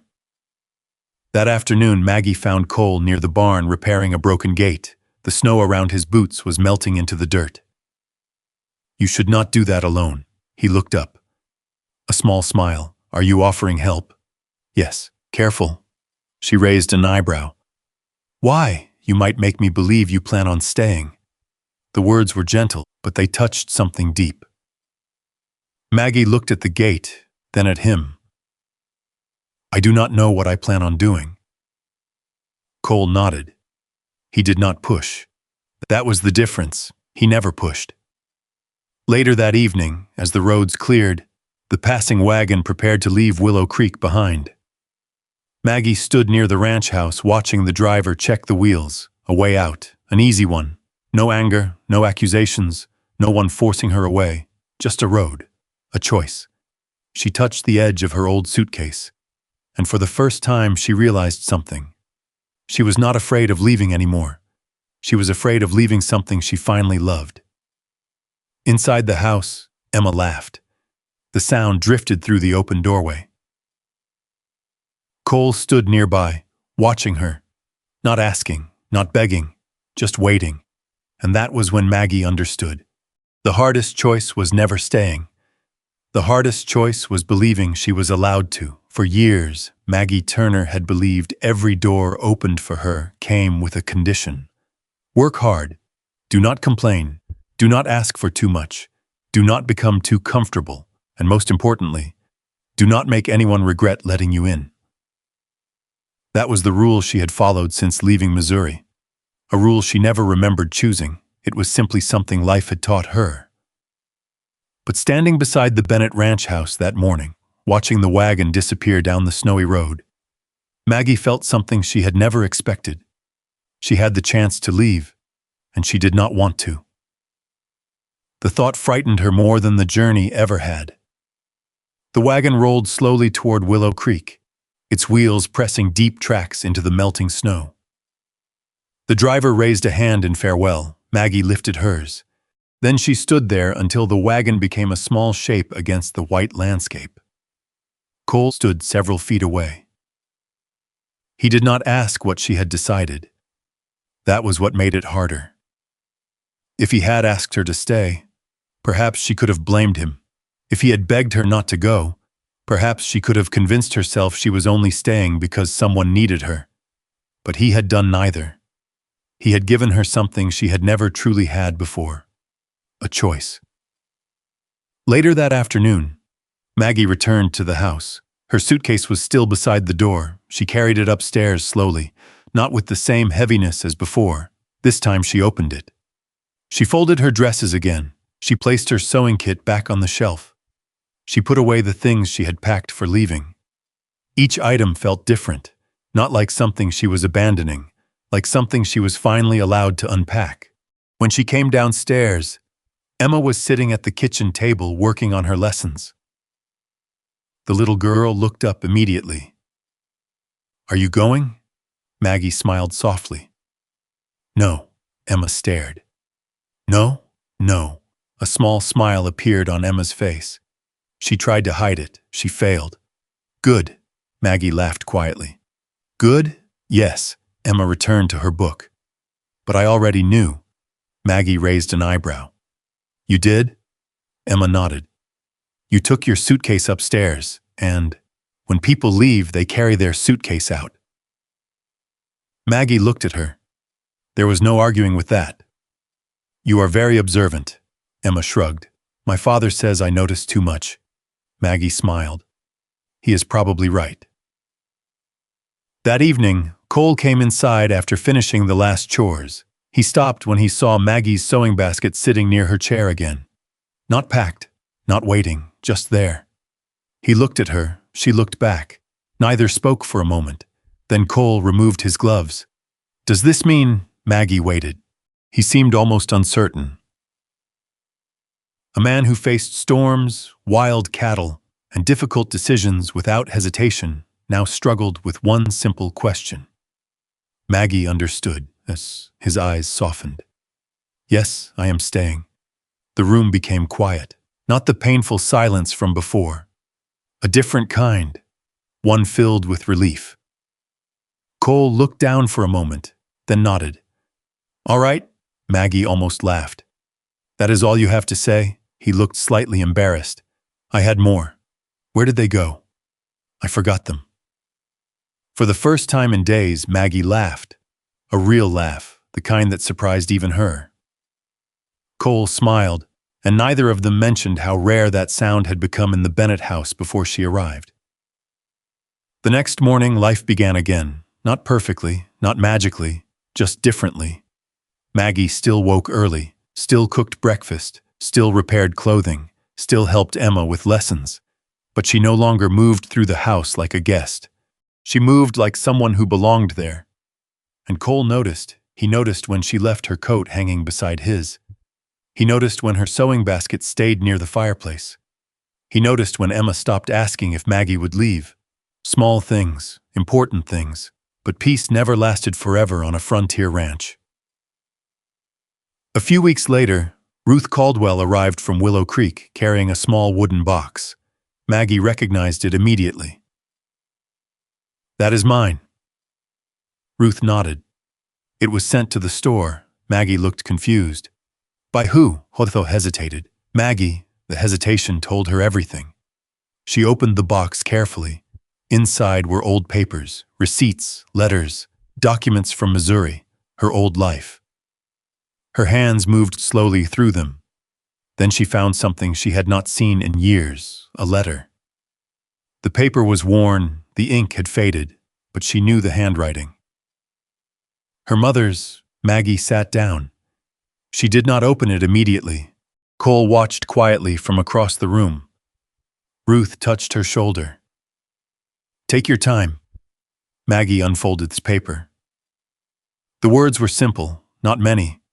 Her mother had never been a woman who wasted words. "My dear Maggie, the world will try to convince you that your worth comes from what you can provide. Do not believe it. Your kindness is not a payment. Your work is not a price someone pays to keep you around. Never mistake being useful for being loved." Maggie stopped reading. The room blurred. Because those words were everything she had spent her life forgetting. She had built her identity around being useful, the cook, the seamstress, the woman who fixed things, the woman who helped. But what if she had been worthy before she ever lifted a finger? What if she had never needed to earn a place? Cole quietly stepped away, giving her space. That small gesture nearly broke her heart. Because even now, when she was hurting, he did not try to take control of the moment. He trusted her. A few hours later, Maggie found him outside repairing a section of fence damaged by the winter storm. She stood nearby holding the letter. "Cole," he looked up. "Yes?"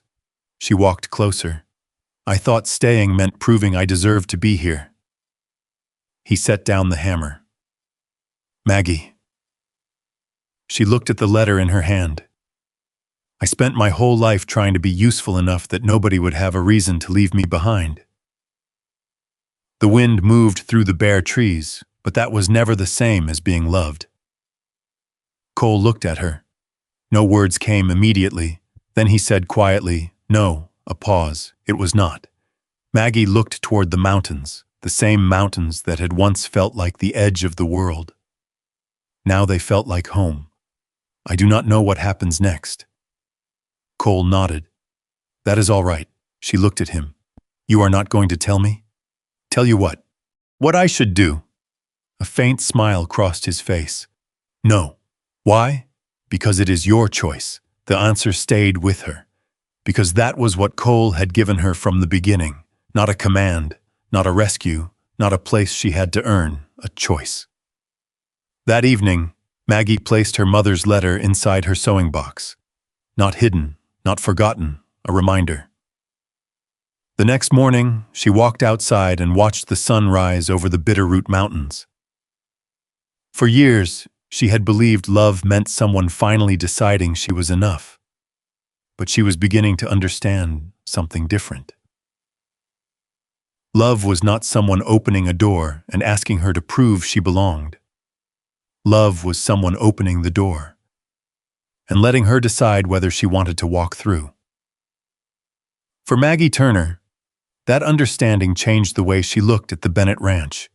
The same wooden floors she had scrubbed when she first arrived no longer felt like a place she was borrowing.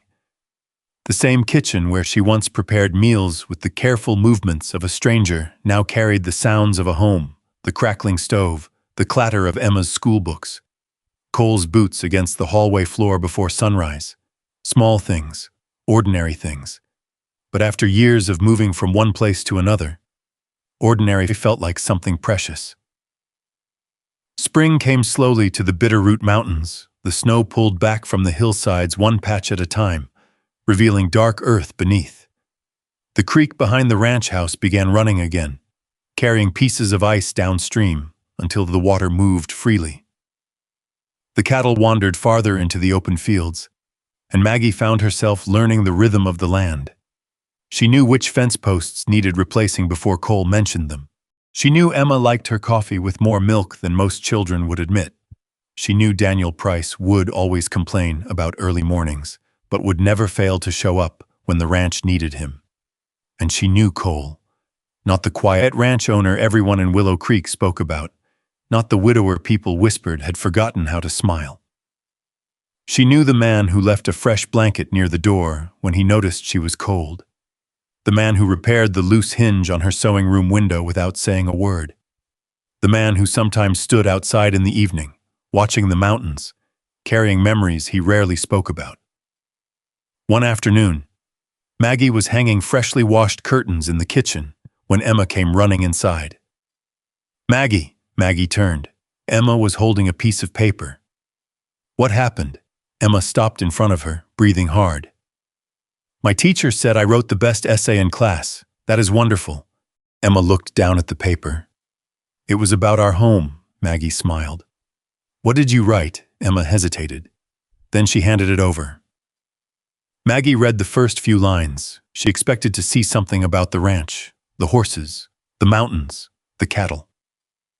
Instead, Emma had written about people, about how a house was not made warm by a fireplace, or a roof, or four walls.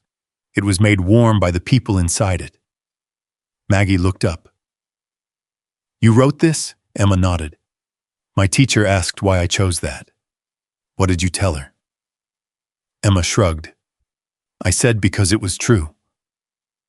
Maggie folded the paper carefully. Your mother would have been proud of you. Emma became quiet. The mention of her mother was still something that required care. But this time she did not turn away. She would have liked you. Maggie's hands stopped moving.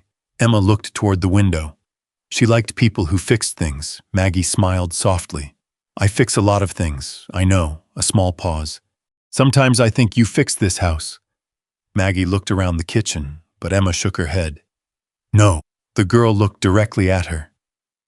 You fixed us, Maggie did not answer. She simply reached out and smoothed a wrinkle in Emma's sleeve, because sometimes words were too small. By early April, the trouble Henry Wallace had brought to Willow Creek had not disappeared, but something else had changed. People had started noticing. The same neighbors who once repeated rumors began remembering different things. They remembered Maggie staying up late to sew coats for children before winter. They remembered her bringing food to an injured ranch hand. They remembered how she never spoke badly about the people who had spoken badly about her. Ruth Caldwell made sure those stories were heard, not because Maggie asked her to. She never did. Ruth simply believed the truth deserved a voice. One morning, a letter arrived at the ranch. Cole read it outside near the barn. Maggie noticed the way his expression changed. Not fear, concern. What is it? He folded the paper.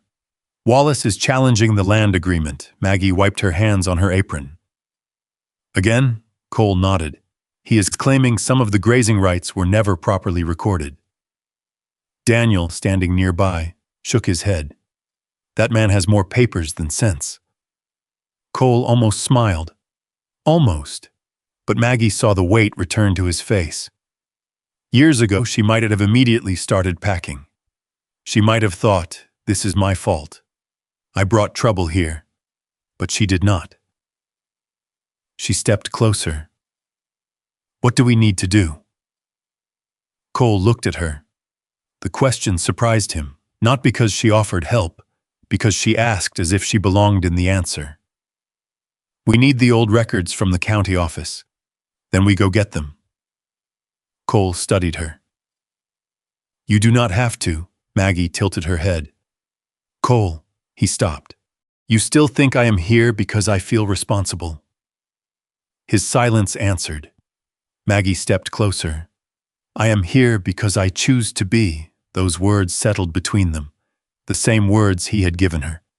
Now she was returning them. The trip to the county office took most of the day. The road was muddy from the thaw, and the wagon wheels sank deep in places. Cole drove. Maggie sat beside him, holding a folder of receipts and documents Ruth had helped organize. For a while neither spoke. The mountains stretched around them, the kind of quiet only the frontier could create. Finally, Cole said, You are different. Maggie looked over. Different how? He kept his eyes on the road.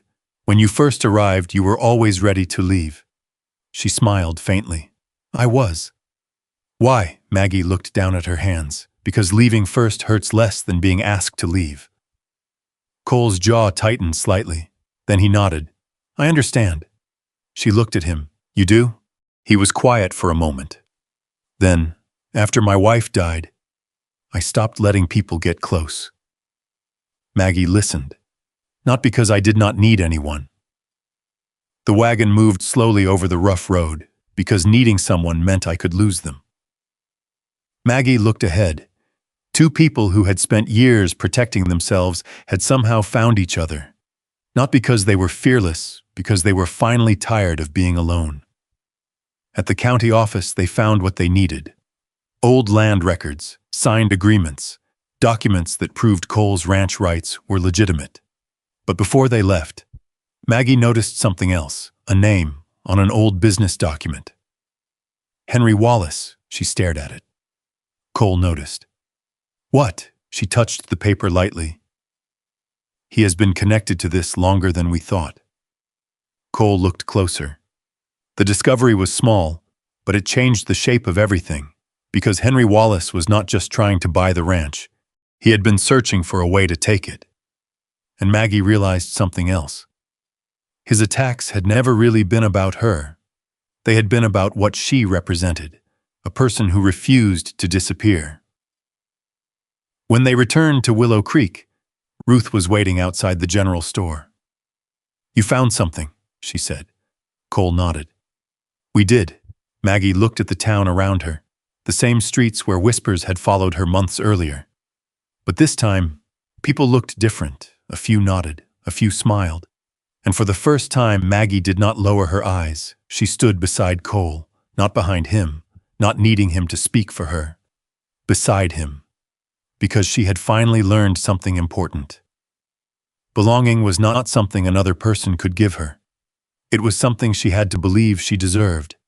And when the fight for the ranch came, Maggie Turner would not be the woman carrying a suitcase toward the door.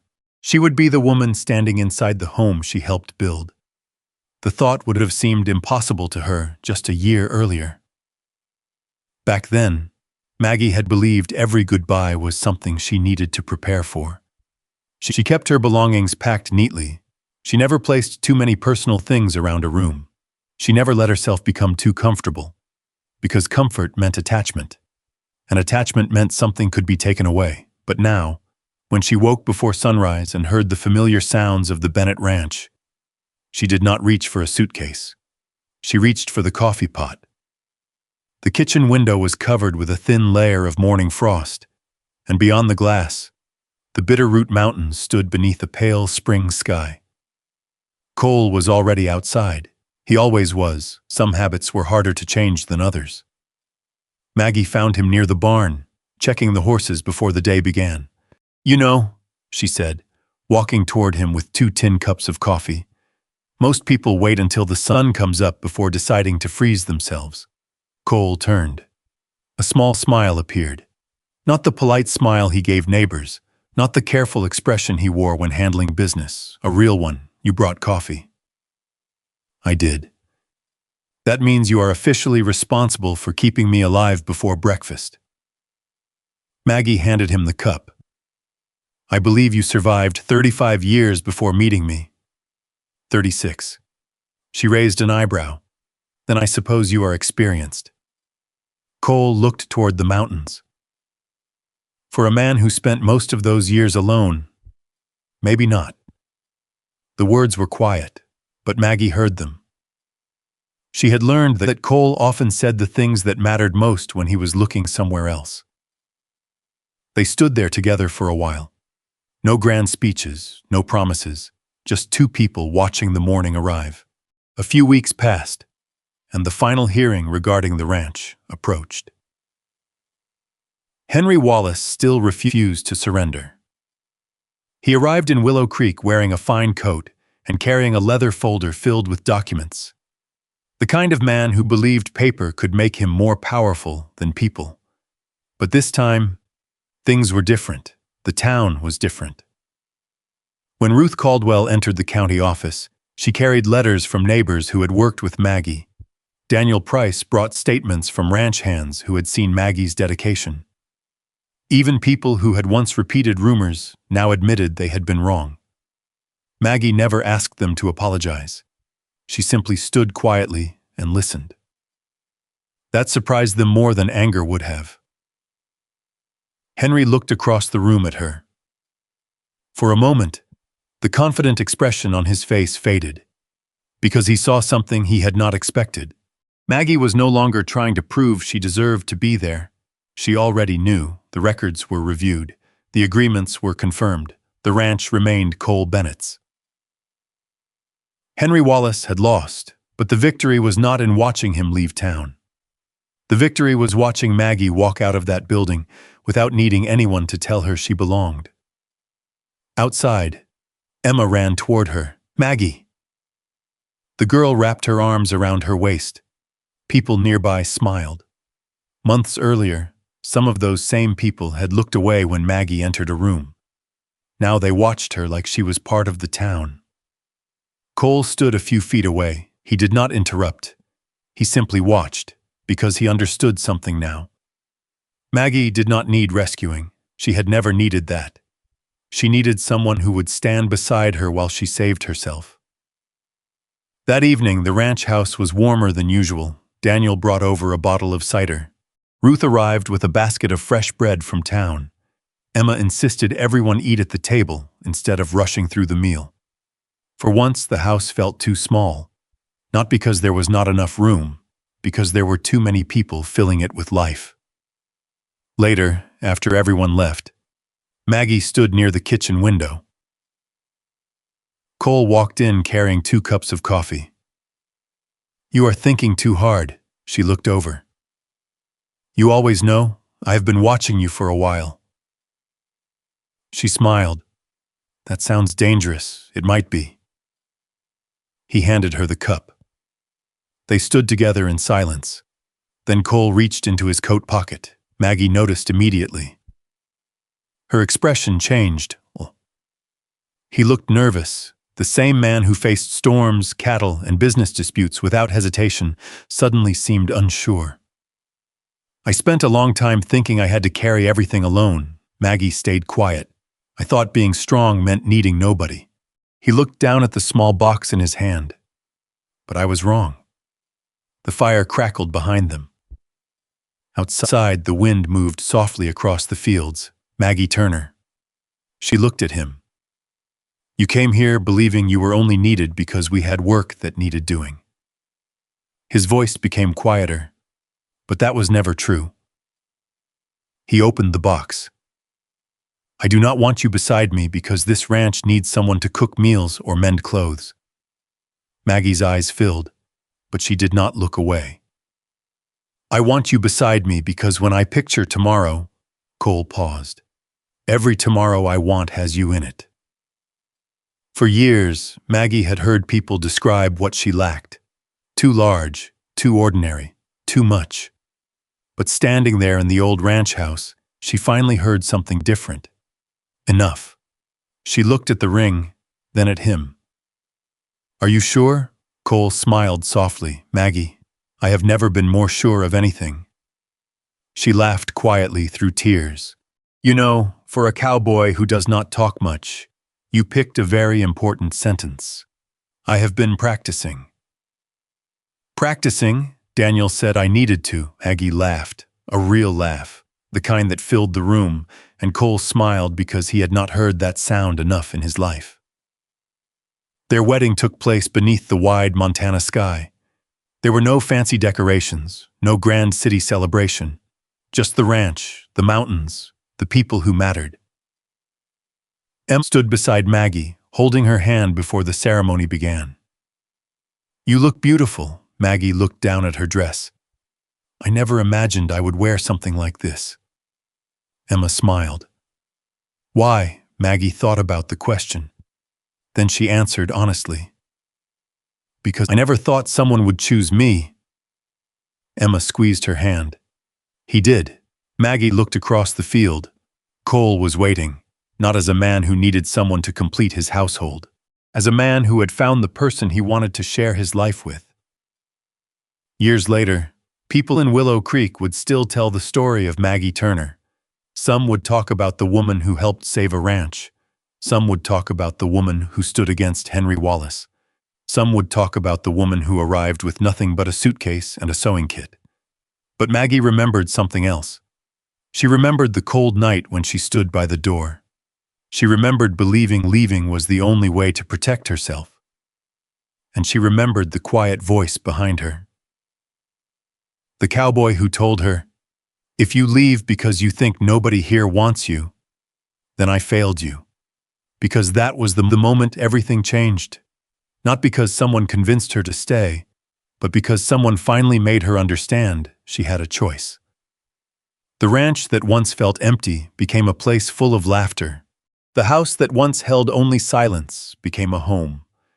And the woman who spent years wondering if she was worthy of love finally understood the truth.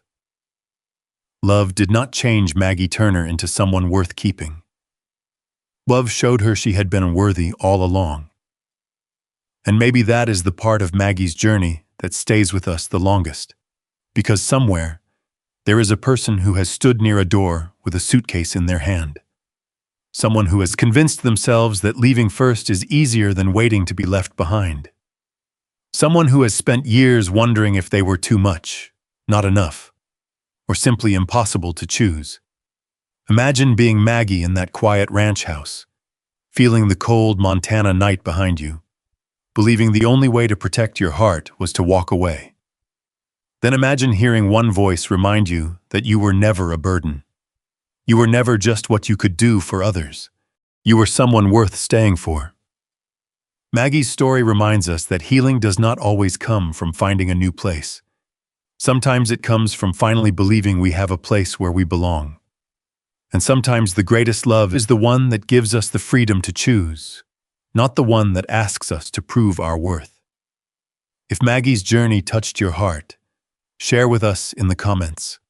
What would you have done if you were standing at that door? Thank you for spending this time with us. Subscribe to the channel and join us for more moving stories of love, resilience, second chances, and the quiet moments that change lives.